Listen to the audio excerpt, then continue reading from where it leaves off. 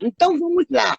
Uma coisa importante é que, primeiro, a tradição cultural negro-africana, ela se pauta numa visão da pessoa como um todo. Enquanto uma pessoa no mundo judaico-cristão é hereditariedade, pai e mãe, e meio, na visão negro-africana, você é hereditariedade, pai e mãe, você é meio, cultura, e você é orixá, energia da natureza.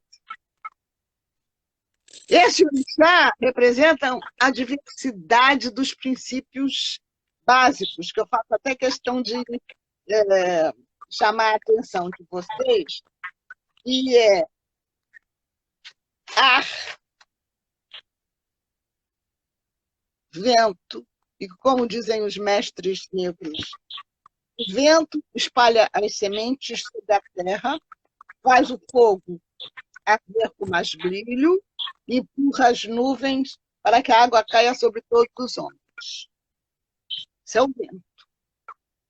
O fogo, diz o mestre, o fogo faz a madeira podre transformar-se em luz e calor.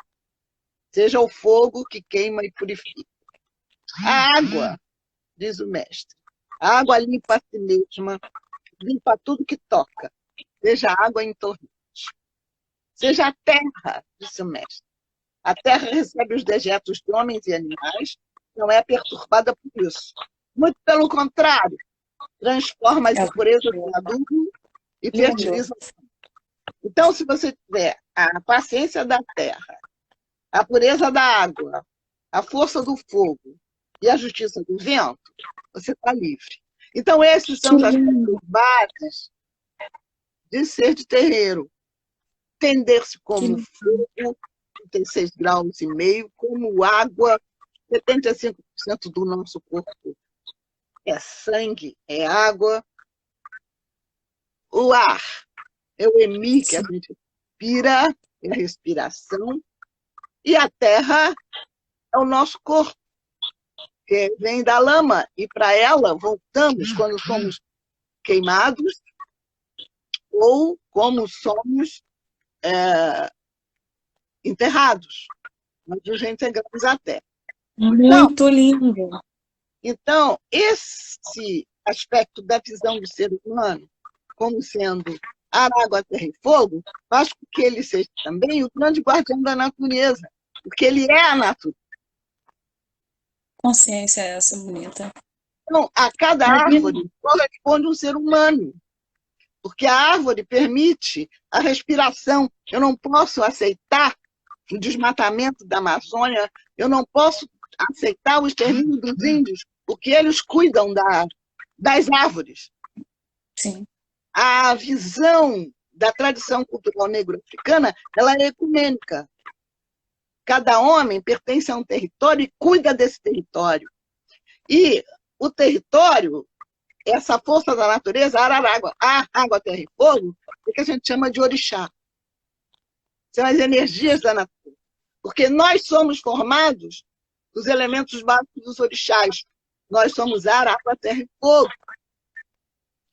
A compreensão da vida através da filosofia africana é uma ideia de que, se eu cresço, a minha comunidade cresce. Quando a minha comunidade cresce, eu também cresço com ela. Tá?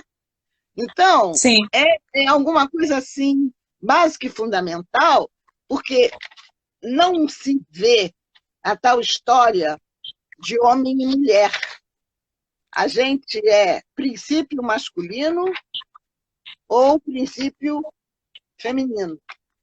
E, logicamente, se o princípio é masculino ou princípio feminino, esse nome homem e mulher não existe, porque tudo na natureza, eu tenho folha macho, folha fêmea, animal macho, animal fêmea, tá? Búzio macho, búzio fêmea, tudo tem esse aspecto de princípio feminino, que é tudo aquilo que gera. E princípio masculino, administra e ordena.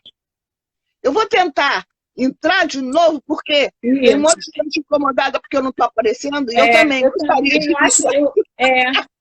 Peraí, Vamos, deixa eu tentar professora. de novo agora, que eu tenho um tempinho, 1 minuto só. Conversa com Tá eles 1 minuto. bom. Gente, que maravilha. Gente, quais são as impressões de vocês sobre isso? Coloca aí para mim os comentários de vocês, as impressões. Vocês precisam ler esse texto, não só esse texto, mas procurar os artigos da professora Helena Teodoro.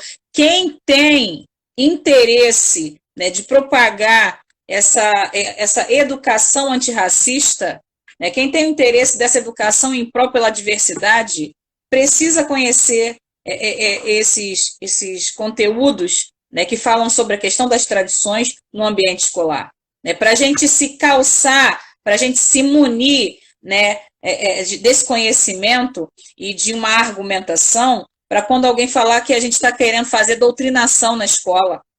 Você imagina, quando a gente tentar fazer um tipo de aula que fale sobre orixá, e falar sobre a diversidade das mitologias. Aí você tem as narrativas da Bíblia, tá? Você tem as narrativas dos iorubás, você tem outras narrativas, e aí você vai trazer uma diversidade de narrativas de mitos de origem, para ninguém chegar para você e falar assim, cara, você está doutrinando, assustando meu filho em sala de aula. Deixa a professora sair e voltar de novo. Eu não sei se ela já... Deixa eu ver se ela... Eu acho que ela saiu de novo. Ó, vou visualizar. Gente, vamos, né, vamos fazer um axé bom aqui para aparecer aqui, por favor? Bora todo mundo aí fazendo um axé bom aí? Olha! Chegou! Que bom! Entrei! Aqui a Alana está perguntando se os textos estão disponíveis. Esse que nós estamos trabalhando hoje, Alana, que é Buscando Caminhos nas Tradições, inclusive no início da nossa live, a professora Helena Teodoro falou que ele não só online, mas dentro da escola, se você é professora, né? Então, as escolas receberam esse material, porque é um material do MEC, né? Então, o MEC organizou um livro com vários artigos, e a professora participou da produção de um desses artigos, chamado Superando o Racismo na Escola. Mas ele está em PDF e eu posso divulgar através do nosso Telegram, porque o nosso Telegram agora vai ser uma biblioteca, audioteca, biblioteca, videoteca. Nós vamos utilizar... Eu vou pedir para mandar para mim, que eu não tenho PDF. Você manda para mim, Lavi? Mando sim. Mando sim. Aí, não sei, Alana, qual é além do Instagram, temos o Facebook... Lucimar está falando aqui, Lucimar, eu e Lucimar, na verdade, Lucimar e eu, para ser correta na nossa gramática, nós temos esse canal da Afrodiálogo justamente com esse objetivo, o objetivo de compartilhar todo o conhecimento produzido na academia, né, de maneira, numa conversa, numa aprendizagem através das nossas mídias, que são o Instagram, que nós fazemos essas lives, nós chamamos de Masterclass, no Facebook, né, as nossas divulgações de textos e blog, e agora a gente tem o Telegram, que vai ser esse espaço de divulgação desses textos, né, que só um minutinho, tá, professora? Toda sexta-feira a gente traz uma pauta, né, nas nossas lives da Masterclass da Afrodiálogos. E hoje nós temos aí o artigo da professora Helena Teodoro chamando Buscando Caminhos nas Tradições. E a professora Helena estava nos contando a respeito dessa importância do estar, né, do negro estar e ser integrante dessa história brasileira, né, de se projetar enquanto um elemento identitário, né, e se fazer presente para esses grupos afro-brasileiros, para que se reconheçam, que tenham consciência das suas contribuições, do como o seu corpo foi importante, da sua sabedoria, do seu know-how foi importante, para que a gente pudesse, então, hoje estar conversando sobre isso, mas, infelizmente, ainda encontrando certos entraves, certas barreiras no espaço principal. Muitos. Né? Na nossa sociedade. É muito importante que os professores entendam, Lavínia, o projeto da nação brasileira é um projeto excludente para negros e índios. Quando as pessoas dizem, e daí? Está morrendo um monte de gente? E daí? Vamos abrir futebol, comércio, shopping, que todo mundo se contamine. porque a maioria das pessoas que estão trabalhando lá o dia inteiro é a comunidade negra. E a gente tem que parar para pensar desse porquê. Por quê que as cadeias estão cheias de negros? É porque o negro é criminoso nato? Não! O governo fez um programa de eliminação da comunidade negra no Brasil. Não dá escola, não dá moradia, não dá trabalho, não dá habitação. Então, você tem uma maioria de povo de rua, povo da rua, que é a comunidade preta. Você tem, desde todos os processos de não aceitação do governo da comunidade, o trato que o governo faz com os grupos de soldados negros que foram para a Guerra do Paraguai. A promessa de ficar integrado no Exército, de receber moradia, de participar da vida da sociedade. Quando eles voltam, nada disso acontece. Depois de 2 anos lá na luta, eles recebem um morro, que foi chamado Morro da Providência, para se virarem e inventarem a forma de se acomodar lá mesmo. E assim surgem as favelas, com o Morro da Providência. E que é chamado de Providência porque foi a providência que o Ministério da Educação arrumou para atender os soldados que vieram da Guerra do Paraguai. Até o Morro do Tuiuti, em homenagem à Batalha do Tuiuti, à Guerra do Paraguai, né? O enredo da Mangueira sobre Dom Obá é exatamente na época, porque Dom Obá vivia ali na corte de Dom Pedro, era recebido pelo imperador, e ele era contra a escravidão, ele se dizia o rei dos esfarrapados, né? E ele sabia que era proveniente de um rei africano. Que é isso, inclusive, que eu quero que vocês deixem bem claro com os alunos. Os elementos que vieram para cá eram elementos especialistas em know-how, seja de agricultura, seja de metalurgia, de luteria, de música, de trabalho com tecido, de aquele trabalho de batique, de rendas. A Teresa do Quariterê, o Quilombo do Quariterê, era especialista em rendas e tecidos de algodão pintados. Toda a vida brasileira, a arte brasileira, a música brasileira, a língua brasileira é toda eivada de aspectos africanos. Quem conhece o Dicionário Banto do Brasil, eu acho importante vocês procurarem ele. O Dicionário Banto do Brasil, do Ney Lopes, ele fala exatamente nas 2.500 palavras bantas que nós usamos no cotidiano. Quiabo, quitanda, quizumba, quizomba, caçula, mingau. Todas essas palavras, e mais 2.400 e poucas, são palavras bantas, vêm do Umbundo, a língua falada pelos africanos. E uma coisa muito importante, eu estava falando do corpo, da visão do princípio masculino. A mulher é vista com um textinho, no meu texto tem um textinho que eu faço questão de ler para vocês, que ele diz assim: o corpo de uma mulher sentada ou de pernas dobradas simboliza proteção e espiritualidade da história de um povo. É a identidade da mulher que guarda o presente e o futuro. A mulher é a política e a mulher é o cotidiano. Em todos os lugares, a mulher está sempre. As máscaras gredés têm grande importância na vida religiosa, social e política da comunidade, mostrando as diferentes categorias de mulher. Mulher secreta, ligada ao divino, serve como passagem e receptáculo sagrado no mundo dos vivos por gerar frutos. Então, quando as meninas estão no candomblé ou na umbanda e recebem as energias cósmicas, seu corpo é a ligação com o divino e é um aspecto da mulher secreta, que tem essa possibilidade de seu corpo virar um altar vivo. A mulher é símbolo político. Ela não usa a violência para resolver as questões. Ela aglutina pessoas. Ela vive o cotidiano. Ela é a nossa avó, a nossa tia mais velha, são as tias baianas da escola de samba, ela é a conciliadora dentro da família negra, sempre as mulheres mais velhas têm uma força muito grande, porque ela é o símbolo político, ela resolve as coisas através do acordo, através da conversa, e não através da luta, não através da guerra. E tem a mulher sagrada, que é o símbolo de todos os tempos, onde ela está virada para o futuro. Sempre vulnerável e frágil, mas é aquela que abre o céu por um e deixa lugar para a mudança, o futuro, para a transformação. A mulher é uma mulher sagrada porque o corpo da mulher se transforma e ela dá vida a um novo ser. Ela é útero.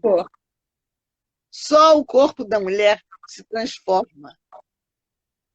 O útero da gente cresce, o ovário acomoda, o útero o ovário acomoda um bebê dentro da água, o elemento básico fundamental. A gente alimenta a criança e depois a gente expele junto com a água e a placenta um bebê que é a continuidade histórica do mundo. Isso só se dá a partir do onde está Exu, quer dizer transformação. Então, o princípio masculino e o princípio feminino são representados nas nossas escolas de samba pelo mestre-sala e pela porta-bandeira, sob a égide dos ancestrais e que revelam essa visão de preservação do passado, no presente e responsáveis pelo futuro. Então, as mulheres, elas parem as crianças, elas cuidam delas e depois elas se tornam cabeças coroadas pelos cabelos brancos. Por isso que elas estão chamadas de coroas, porque elas têm a coroa da sabedoria. Ela tem a coroa da experiência de vida, que vai ajudar a sua comunidade a não ter que reinventar a roda toda vez que nasce alguém.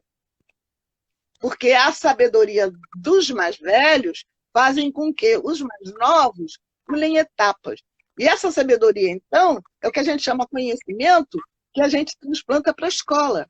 E, logicamente, se a escola é um lugar de encontro de cada pessoa consigo mesma, eu preciso conhecer a minha história, eu preciso saber a importância que tem que dar aos meus pais que me permitiram chegar aqui, e eu sou o elemento gerado na conjugação do princípio feminino com o princípio masculino, que a gente chama no terreiro de cabaça da existência, ligados por Exu, que é o movimento. Então, quando um princípio masculino, pode ser um homem, está com o princípio feminino, uma mulher, e se encontram, se amam, eles estão em movimento, e esse movimento transforma uma semente que está no homem num ovo, se juntando ao óvulo da mulher.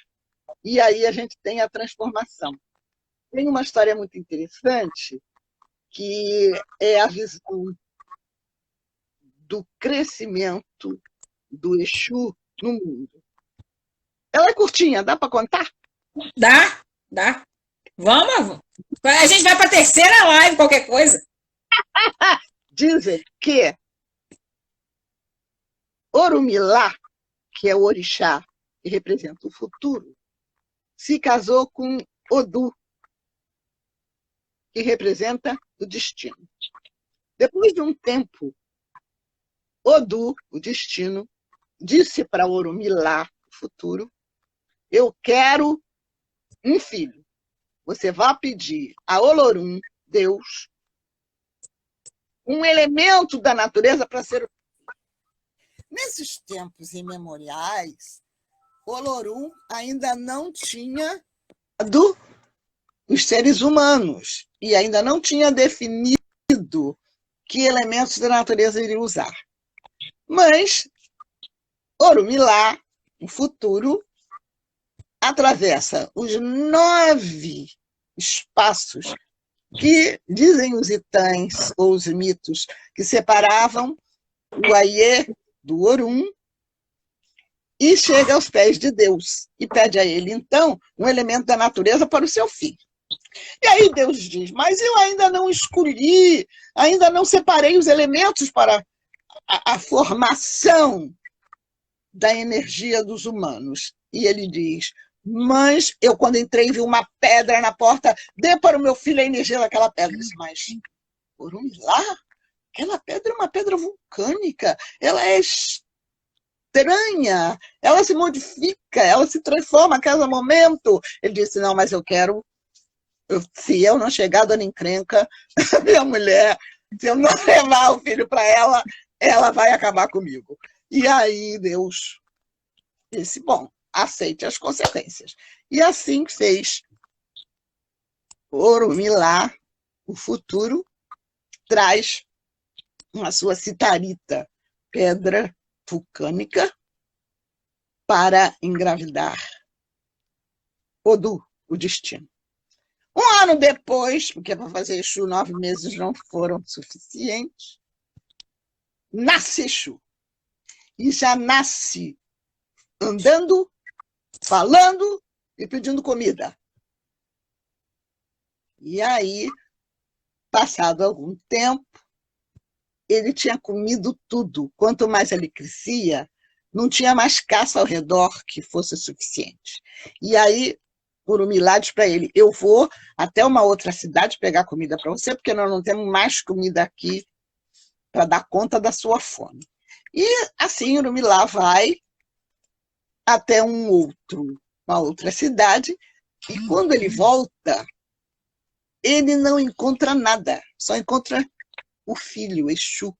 Ele disse, eu não aguentava de fome. Ele tinha comido tudo, a casa, a mãe, tudo que tinha à volta. Ele disse, mas como eu sou o senhor do futuro, eu sei que você vai querer me comer também, junto com todas as coisas que eu trouxe, mas eu não vou deixar. E pega a sua espada e retalha Exu em 7 pedaços.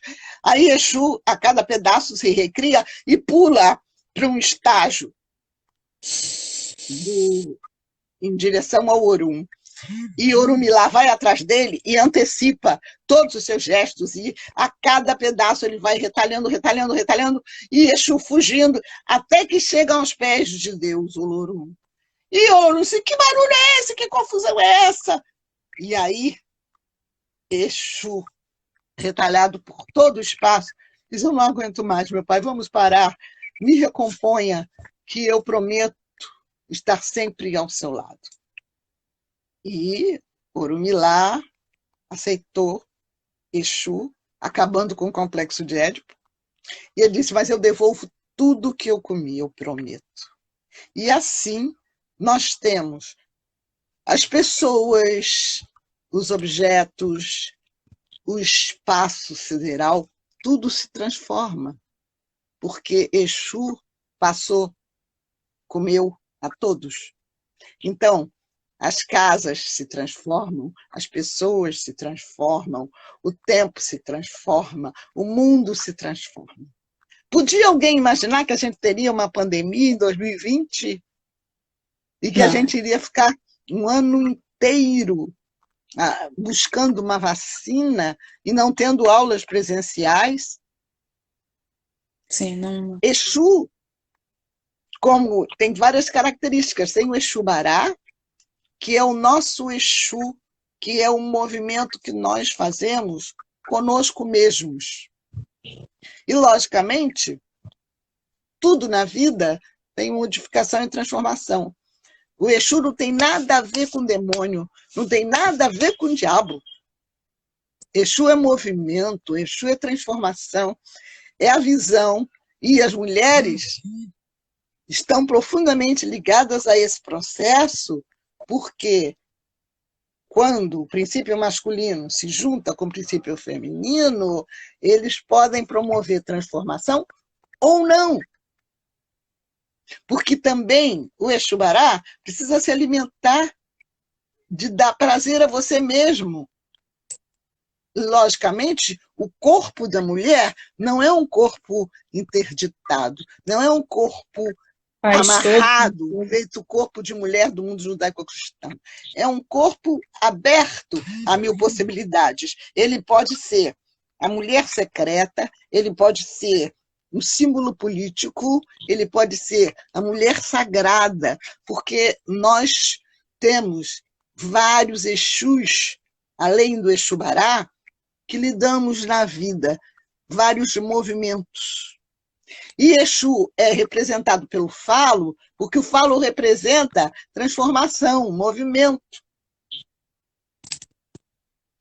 E, logicamente, a gente tem que ver a grande importância pedagógica, porque dentro da visão africana, toda a comunidade é importante para a educação de uma criança.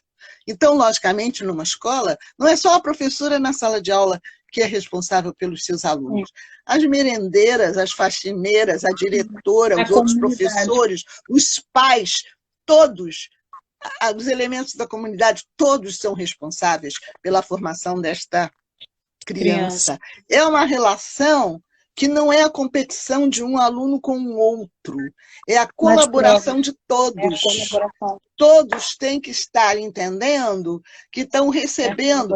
É aquela história dos girassóis que eu digo sempre. Eu digo que os amigos são básicos e necessários, porque é como o girassol que gira na direção do sol para se alimentar. E quando ele não encontra o sol, ele gira para outro girassol e eles trocam as suas luzes. E é isso que nós fazemos. Quando eu estou com a Lavínia, eu recebo a luz dela. E ela recebe a minha. E é isso que nos alimenta. E é isso que faz com que a gente possa crescer. Os amigos são girassóis.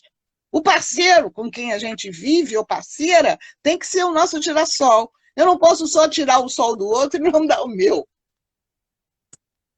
E, logicamente, os governos totalitários e autoritários, a primeira coisa que eles fazem é atacar a educação, porque a educação é o pensamento crítico, é a visão dos meus processos positivos, dos meus processos negativos e da minha capacidade de mudar isso, de transformar. Isso não interessa a um mundo de verdade única. Sim. Se você é mal, é mal. Se você é bom, é bom. Não existe ninguém totalmente bom, nem ninguém totalmente mal. Certo? Então, certo. A concepção negro-africana tem que mudar a maneira da gente lidar com os alunos na sala de aula. O professor, ele não é o todo-poderoso na frente dos seus alunos. Ele tem que ser um sol que alimente os seus alunos, e os alunos têm que ser luz que ilumina o professor. É um processo de integração, de troca, de crescimento mútuo. O professor cresce com os alunos. Vamos ouvir o que eles trazem da sua comunidade. Se eles são negros, quem é que é de Umbanda, quem é que é de Candomblé, quem é que é de Igreja Universal? Cada um tem direito a ter a sua visão do mundo, porque a gente, na verdade, inventa a realidade. E a fé é que move a todos nós, como eu falo no início do artigo, a fé é fundamental, porque quando o corpo falha, a primeira coisa que a gente faz é dizer, ah, meu Deus, seja esse Deus Olorum, seja Zambi, seja Maomé, seja Cristo, seja a fé que você tiver, o importante é que é a fé que faz com que o nosso corpo resista às adversidades. Nenhum homem deixa de ter fé, até aquele que é o mais livre de qualquer tipo de religião, a religião dele é não ter fé. E ele tem fé na fé que ele não tem, e que não deixa de ser uma fé. Então, é muito importante que a gente entenda que, primeiro, a literatura oral ela é básica e fundamental, porque a palavra transforma. A palavra, Exu está na fala. Então, eu tenho que fazer com que os meus alunos não tenham medo da fala. Exu está na escrita. Quando eu coloco o que eu vivi, o que eu senti, conversando com o papel. Escrever é falar de uma outra maneira, é uma outra ciência.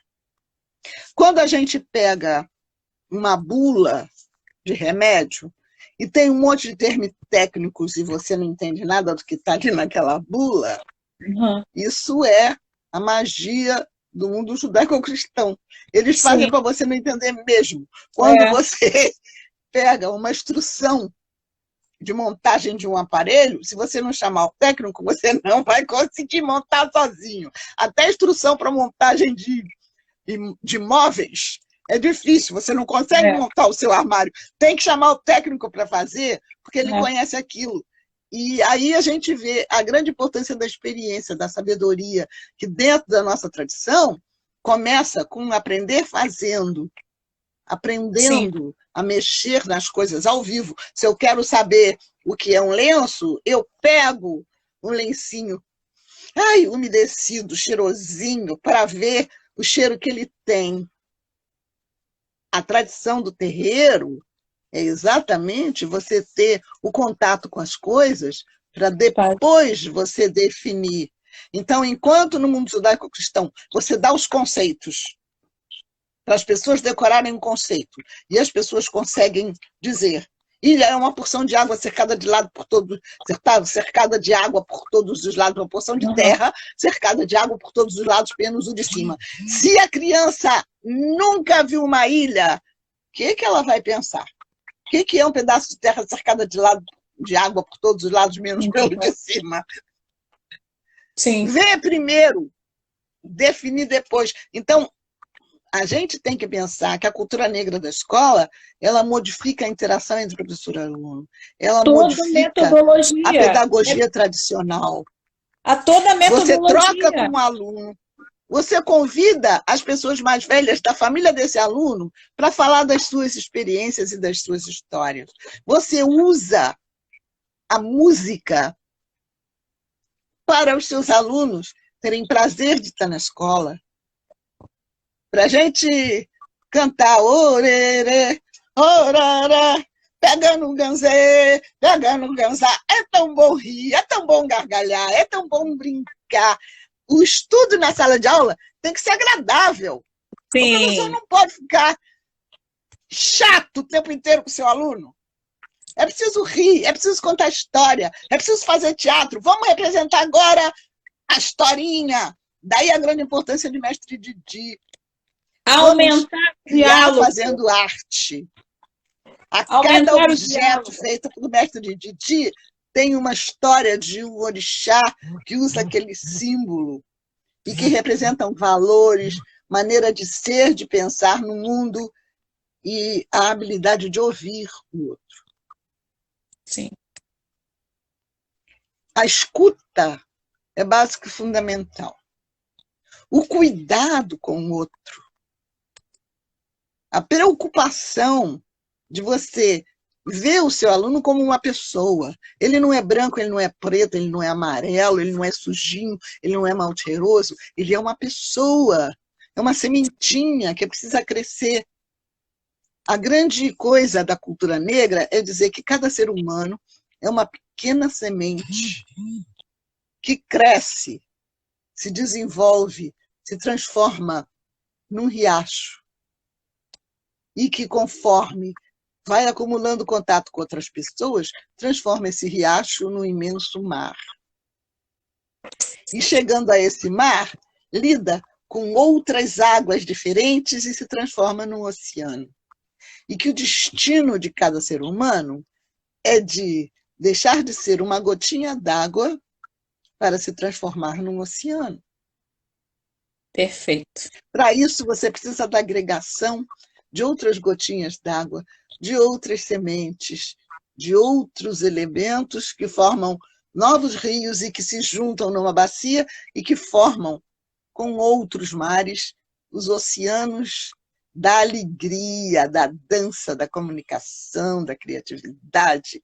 E é aí que a gente lida com a pedra, com o barro, com o cobre, com o ferro, com o papel, com a pedra-sabão,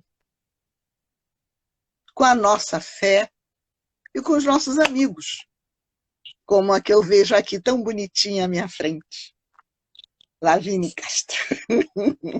Professora, que aula, olha, eu tô toda hora aqui que eu tô me emocionando, porque é isso, é promover esse diálogo, né? E aí, falando um pouquinho da afrodiálogos, promover o afrodiálogo no espaço escolar, né? Permitir que essas crianças falem, a gente tem uma estrutura hierárquica dentro do sistema escolar, é uma metodologia de chega, o professor lá na frente, os alunos enfileirados. Eu costumo fazer muito assim, roda, senta no chão, bota o mapa no chão, ao invés de botar no mapa no quadro, bota o mapa, aquele mapa para ver a África no chão, e senta todo mundo ao redor, e vamos trocar informações ali. Assim, eu preciso aprender muito, eu estou aprendendo muito contigo, mas existe alguma coisa em mim que fica incomodada quando eu estou lá na frente da sala de aula, eu tenho aquela estrutura, sabe aquela coisa assim, concreta, aquela coisa. Eu vou Sabe o que é você entrar na sala de aula, botar os seus alunos à volta, fazer, inclusive, um código com cada aluno. Cada aluno tem que ser um código para se identificar. Um bate-palma e bota na tua mão. Você, na porta da sala, quando cada aluno entra, você vai ver. Cada um tem que inventar um código. Ou bota com o cotovelo, ou abraça, ou mexe o nariz, ou dá um beijo no lado. Cada um tem que ter uma maneira de te cumprimentar para entrar e você responde fazendo a mesma coisa que ele faz. É o sentido do teatro, é o sentido do encontro, é o sentido de fazer cada um como um personagem importante na sua vida e você na vida dele. Aí a Lucimar colocou assim, ó, o sobrecarregamento de turmas com um grande número de alunos dificulta, mas vamos que vamos, dentro de condições que precisamos nós mesmos criar. Exatamente, Lucimar. Exatamente, a gente sabe dessa dificuldade, porque é um sistema que se quer apenas que o aluno seja aquele que recebe, e não aquele que troca. Então, se o aluno é só aquele que recebe, a gente enfia um monte de gente em sala de aula, o professor fica lá passando a informação, porque ele passa a informação do livro, né? Porque quando a gente está com essa ideia de educação, a gente não consegue perceber, e a gente fica assim, vai acabar o tempo de aula, não vai dar para todo mundo falar, né? Mas porque a gente tem a pressa do conteúdo, mas se a gente tem um outro tipo de metodologia, em que a gente... também porque não se domina os conceitos do próprio conteúdo. Porque se as crianças começam a perguntar muito, a grande maioria repete feito papagaio, sem saber o que é. Eu nunca vou me esquecer, eu na escola, porque eu venho de chão de escola primária, né? Para ensinar o que é somar e o que é subtrair, a gente fazia um teatrinho com eles. A gente fazer com que eles entendam que quando eu tenho 2 de um lado e 2 do outro, e eu abraço os 2, cada um vai representar aqui o 4, dando mão comigo. Como é que vocês representam o 4? Aí vem 2 alunos de um lado, 2 alunos do outro, de mão dada comigo. Eu digo, vocês não estão representando o 4, eu não conto? Perfeito. Pensamento crítico. A escola pública deveria ser um espaço de pensamento crítico. É onde a gente tem mais liberdade. Exatamente. E é isso onde os grandes ditadores imediatamente influenciam e estabelecem uma verdade única, um posicionamento só, todo mundo marcha, todo mundo canta o hino, todo mundo fica em fila, porque não pode pensar, tem que dizer, sim, senhor, bom dia, professora. E qualquer aluno indisciplinado sai da sala, vai para a diretoria, porque não pode falar, nem se mexer, nem coisa nenhuma, só balançar a cabeça, sim, senhor, mesmo para escravo. E aí você não tem o corpo da criança naquele espaço. Você tem... Você não tem a alma, o que é mais sério. Não tem. Ai, professor, é isso. Aí o André... Porque esse corpo, dentro da nossa tradição, esse corpo traz memórias da sua ancestralidade. E que, para cada um, tem aproximadamente 300 anos de histórias guardadas na memória, que corresponde a 2018 ancestrais.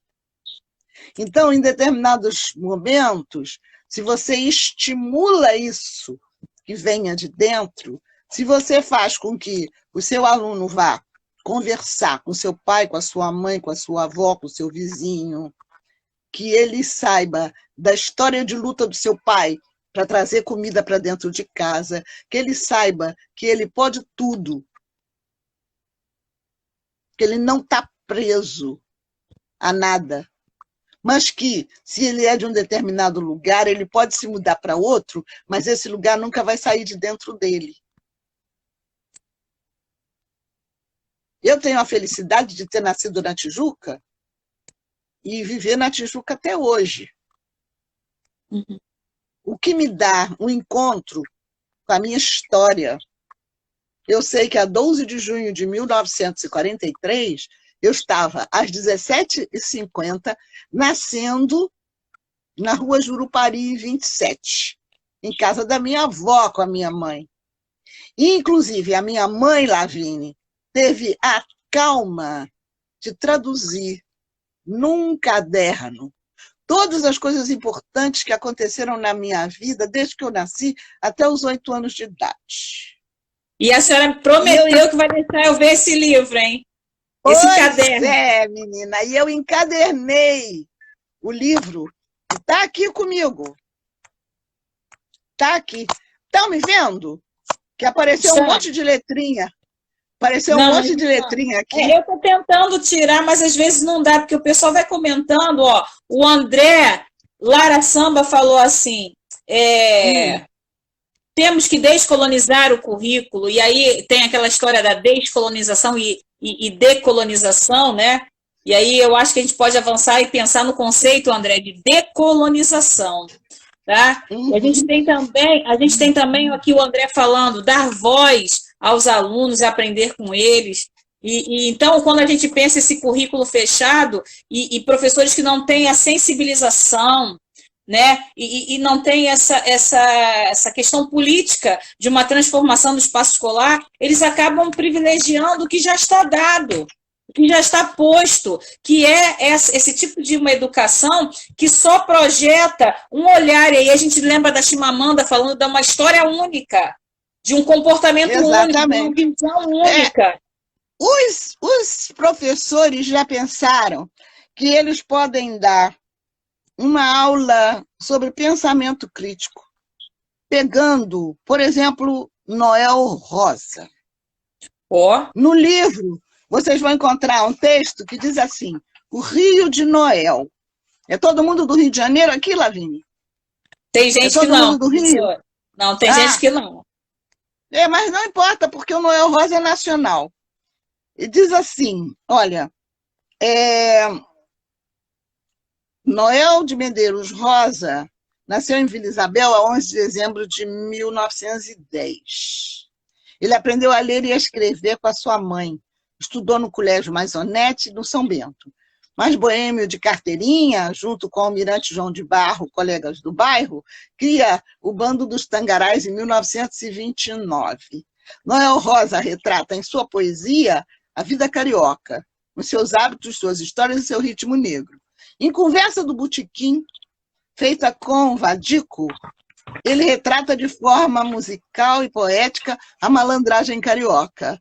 O seu garçom, faça o favor de me trazer depressa uma boa média que não seja requentado, ou bem quente com manteiga, desce o guardanapo, um copo d'água bem gelado, fecha a porta da direita com muito cuidado, que eu não estou disposto a ficar exposto ao sol, para perguntar a semana do lado qual foi o resultado do futebol.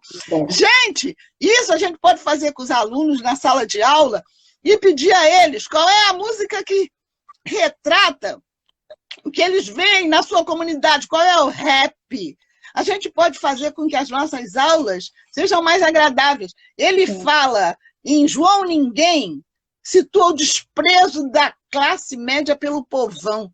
expressando os privilégios dessa sociedade, caracterizando o cidadão de segunda categoria, que é a representação do negro brasileiro. Então, é a gente fazer com que os nossos alunos não aceitem ser chamados de João Ninguém. Sim. Sim. Que eles entendam que eles não são cidadãos de segunda categoria, que eles têm direitos e deveres. Certo? Sim. Ele fala também dos políticos. Quando ele diz, onde está a honestidade? Onde está a honestidade? É a revelação da crítica à sociedade desigual e repressora de sua época. E ele critica o processo econômico quando ele diz, com que roupa eu vou ao samba que você me convidou, com que roupa eu vou? Como você pode fazer o seu aluno ter ideia de quem seja o Noel Rosa, um dos grandes compositores já falecidos? Foi isso que eu busquei fazer no meu livro, Martinho da Vida, Reflexos no Espelho. Pegar a cultura brasileira e ver como a música do Martinho critica essa realidade, fala dela, além de Martinho ter feito um livro, ter feito um disco, que é ligado a todo um processo de análise crítica das crianças, que ele faz no livro Vou Te Pegar. É um negócio assim impressionante, que ele fala do filho dele, do Preto Ferreira, e que é um verdadeiro poema, e que diz assim, luar, luar, pega a criança e ajuda a criar. Meu compadre, o pretinho está nadando na barriga da comadre. Quando a bolsa se romper, vai sair esperneando, chorando, fazendo careta, mas seu choro é para dizer que a gente tem que comer, e o seu primeiro prazer é mamar na teta.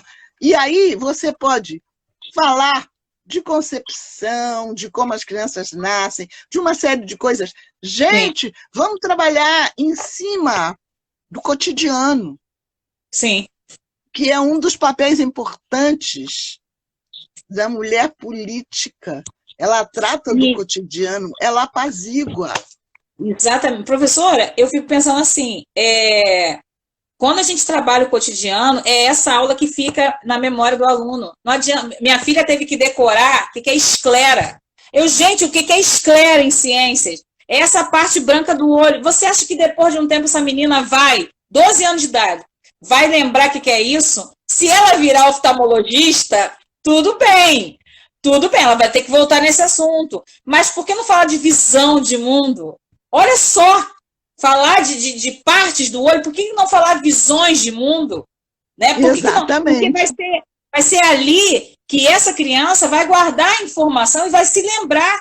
Porque ela fez parte de um contexto. Ela não foi só um receptáculo, recebe.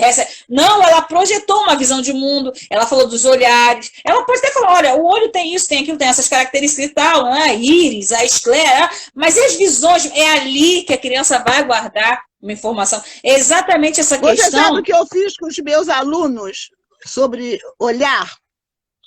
Eu peguei os artistas impressionistas, que eu tinha uma coleção de cartazes, e aí botei o Van Gogh, os girassóis do Van Gogh, o olhar dele retorcido sobre a realidade. Eu peguei Monet, eu peguei Picasso, eu peguei todos os grandes artistas brasileiros mostrando o seu olhar sobre a população pobre, o que realça, o que não realça, desenvolvendo neles uma sensibilidade, porque quando a gente trabalha com as crianças, uma das coisas mais importantes para a gente fazer, não sei se é porque eu tive uma infância muito voltada para a arte o tempo inteiro, mas a visão da metodologia negro-africana é a relação entre arte e vida. Você não pode pensar em comunidade negra sem pensar arte. As crianças brincam, cantando, dançando, dramatizando, fazendo representação de guerra, representação de afeto, representação de vida familiar. Em que a gente usa a dramatização em sala de aula para simular um grito de independência ou morte, ou do fico. Se você quer contar a história oficial, você pode fazer isso de forma prazerosa, mas é preciso que você entenda que você também tem que se reeducar, se reestruturar, passar a botar as coisas. Quando eu fui dar metro quadrado na sala de aula, eu fiz um quadrado no papel pardo com 1 metro de lado e levei para a sala de aula. E aí botei na frente deles, o que vocês estão vendo? Um quadrado. O que é isso? Um quadrado, professora. Pois é, mas isso daqui é uma área. E o que a gente faz quando estuda o metro quadrado é estudar a área. Bota no chão. Entendam só. Quando eu digo um lugar tem tantos metros quadrados, significa que é esse espaço de um quadrado com 1 metro de lado. Isso aqui é 1 metro quadrado. É muito importante. Eu sei que eu tive o privilégio de aprender com os bubaquis, em Paris, a lidar com matemática moderna, a lidar com um trabalho que vai de conceitos concretos até chegar à abstração. Logicamente, as nossas escolas, eu não sei como trabalham os cursos normais hoje, porque eu já tenho 7.7. Mas, no meu tempo, a gente era levado a explorar as coisas todas, e a gente tinha uma escola modelo no Instituto de Educação que trabalhava ensino criativo. Então, eu sempre busquei como eu vivi isso, como tive a oportunidade de ter uma casa muito criativa, com um pai economista, uma mãe intérprete de inglês, e que tinham contatos com os Estados Unidos, com outros lugares, com Londres, com uma série de coisas, eu tive oportunidade de desenvolver, além de ter sido bandeirante, de trabalhar sempre ludicamente. Porque desde os 12 anos eu era bandeirante e tinha um grupo era monitora, tinha um grupo de fadinhas em que eu tinha que cuidar de 8 meninas e fazer jogos e brincadeiras. Então, quando eu cheguei na sala de aula, lidar com aluno, eu já tinha feito acampamento com 250 crianças. E eu, com 16 anos de idade, responsável por aquelas crianças todas. As mães iam para ajudar, para fazer a comida, isso, aquilo, ajudar a tomar conta, mas todo o aspecto de fazer nó, de montar coisas para viver no mato, como fazer um chuveiro, botando balde em cima, montar os paus para botar a cortina, para cada um poder tirar a sua roupa, fazer uma mesa de madeira, dar diferentes tipos de nós. Tudo isso foram vivências que eu tive e que fizeram com que a minha vida ficasse muito marcada por essa facilidade de não ter alguma coisa, vamos construir, vamos improvisar. Professora, deixa eu te falar uma coisa. Estamos mais uma vez chegando a 1 hora de live. Eu quero muito lhe agradecer. Eu quero fazer um convite para uma próxima live, com certeza, porque eu não perguntei todas as questões do roteiro que eu preparei. E assim, a gente teve um grupo aqui muito bom assistindo e perguntando, e teve uma pergunta que eu não pude fazer, que foi da Dandara, porque fugia um pouco desse assunto. Ela falava mais da questão do abolicionismo, não foge muito, mas estava mais na questão histórica. E aí depois eu posso compartilhar essa pergunta com a senhora, e a senhora, se puder dar um retorno, eu passo para a Dandara. E eu estou muito grata. Eu estou muito grata por tanto conhecimento e assim, vou compartilhar esse texto. Não se esqueça que eu sou uma coroa, que tem a coroa dos cabelos brancos. E eu sou uma aprendiz, professor, e eu estou em busca disso porque eu quero fazer da minha sala de aula uma sala de aula em prol dessa dinâmica, dessa diversidade, desse aluno que fala e não é aquela tábula rasa. Ai, está acabando, vou ter que encerrar, professora, senão vou perder esse vídeo. É isso aí, meu amor. Mais uma coisa que eu deixo para vocês. A melhor coisa da minha vida é estar numa sala de aula, é estar conversando, é estar batendo papo, é estar trocando. Muito obrigada, Lavínia, pelo convite. Eu estou aqui às suas ordens. Quando você quiser, a gente volta. Tá bom? Depois a gente passa outro convite. Beijo!